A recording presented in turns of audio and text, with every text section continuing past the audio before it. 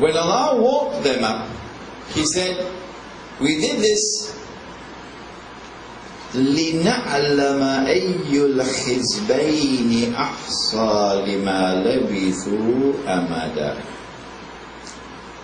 In the story as it comes out of the Quran, this is the most important point of all that Allah is directing attention. He says, I have done this in order to determine which of the two groups, which of the two viewpoints can determine how long did they tarry in the cave. Which two?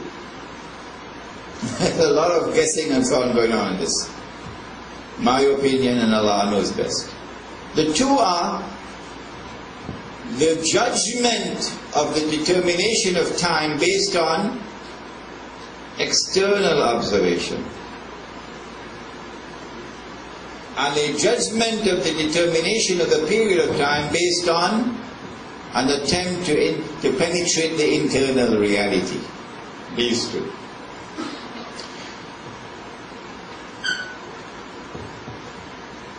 When they were roused from their sleep, they now asked each other, how long have we been here? Kam labithtum? Some of them said, قَالُوا لَبِثْنَا يَوْمًا أَوْ بَعْضَ يَوْمٍ.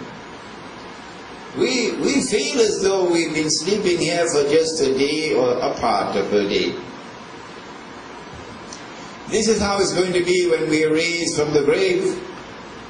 Even though we may have been in the grave for 1,000 years, when we are raised from the grave, it will feel as though we've been there for just a day or part of a day. But not all of them had this perception. There were others who felt that no, we need to penetrate the internal reality, his being. And therefore,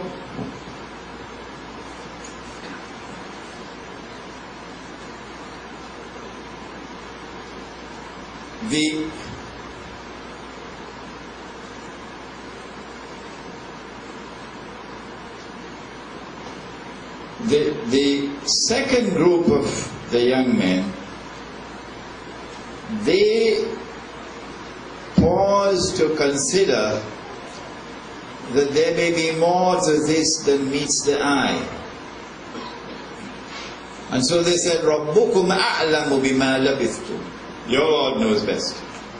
We are not going to take this event at just face value. She comes with a baby in her arms.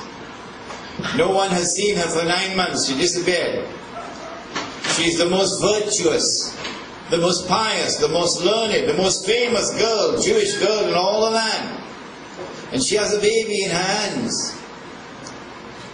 One group look at this and immediately come to the conclusion based on the external form of it, she committed sin. He's a bastard. But if you were seeing with two eyes, not with one, you would say, no. Let us pause. There is more to this than meets the eye. And so Surah Al-Kahf in this story, while directing attention to the supreme importance of the subject of time, is also asking us to remind ourselves of the importance of being able to distinguish between external appearance and internal reality. Now, how many were they, the young men? Some say 3, some say 4, some say 5, some say 6, some say 7, some say 8.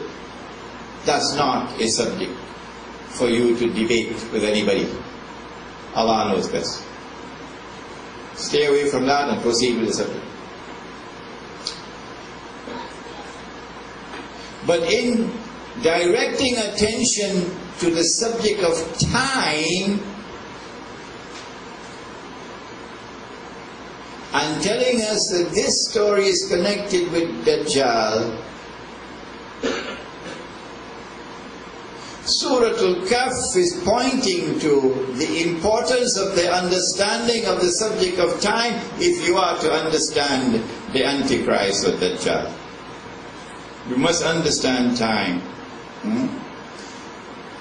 Our teacher, Maulana Ansari, teacher of Maulana Nasir and myself, our teacher was the master of this subject. About the multi-dimensional nature of time. He would lecture and tell us about serial time. And then he speak about biological time. And then he speak about cosmic time. And then he speak about absolute time. And then he quote for us Hadith al-Qudsi. Hadith al-Qudsi, the direct words of Allah, but not in the Quran, in which Allah subhanahu wa ta'ala ordered, La tasubbu dahr. Do not be negligent concerning the study of the subject of time. Do not disrespect time. Do not abuse time. Do not be negligent in the study of the subject of time. La tasubbu dahr. For inni ana dahr. Because I, Allah, I am time. I am time. Tomorrow, inshallah, this will be the subject of our khutbah at Princess Town. But notice something curious about time. In the age of the witness Dajjal, the Prophet said that time will move faster and faster. A whole year will pass, and it will appear to have been just a month. A whole year passed like a month. A whole month like a week. A whole week like a day. A whole day like an hour. A whole hour like the amount of time it takes to kindle a fire. Very famous hadith. And so, in the age of Dajjal, as Shirk, you remember the story about Dajjal and Shirk. In the age of Dajjal, as mankind is more and more embraced by Shirk, and at the heart of that Shirk is materialism, the dunya. As the heart turns towards the dunya, time moves faster. And as the heart turns away from the dunya and turns towards Allah, time moves slower. Notice when you make i'tikaf, have you made i'tikaf in your life? When you make i'tikaf, you go into the masjid. Before the Quran came down, we used to go all different places, a cave and a hill and so on, mountain. But now the masjid. And when you go to the masjid, can you take your TV in the masjid? No. Can you take the radio? No. Can you buy the Express and the Guardian and have it in the masjid reading? No. Can you carry your cell phone with you? No. So when you go to perform i'tikaf in the masjid, you cut yourself off from the dunya as much as is possible.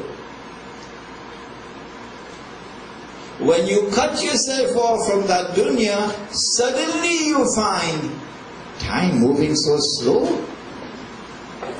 And moving so slow. A day is so long when you are in the masjid and your heart is tuned towards Allah.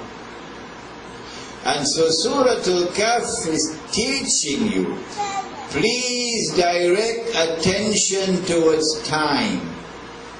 Time will tell you where your heart is moving. Time will tell you whether your heart is in the dunya. I never have enough time, moving so fast, man. Very, very fast. Don't move so fast in Rio Claro and San Fernando. Time will tell you where your heart is located. So this is a part of the subject. I'm sorry I can't go into in greater detail, but I want to give you a taste of it so that you may develop an interest in furthering your study of the subject of time.